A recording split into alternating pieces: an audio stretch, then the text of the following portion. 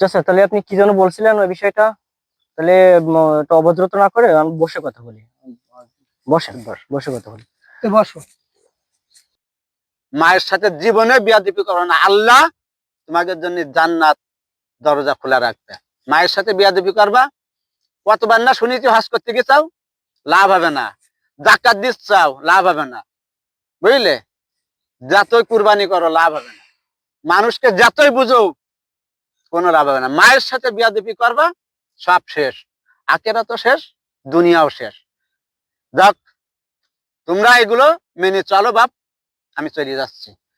আচ্ছা, আমরা বুঝতে পারিনি, আমাদের ভুল স্বীকার করতে, অরিজিনালি আমাদের মনে হয় ভুলেই গেছে।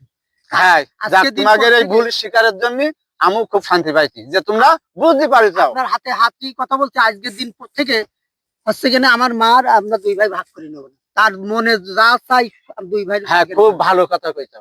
তোমাদের যা আল্লাহ চাই কোনো ভালো ভাগাভাগি রাখুক, হবে না। সুস্থ রাখুক। চাচা দোয়া করবেন। আচ্ছা, তোমাদের আল্লাহ ইমানের পথে রাখুক, মার খেদিকে দোয়া করবেন দাদা। আজকের দিন থেকে আমাদের আমার ভুলটা ভেঙে গেছে। আমি চোখ খুলে দিয়েছেন চাচা আসলে আপনি। হ্যাঁ, ঠিক যে আছে।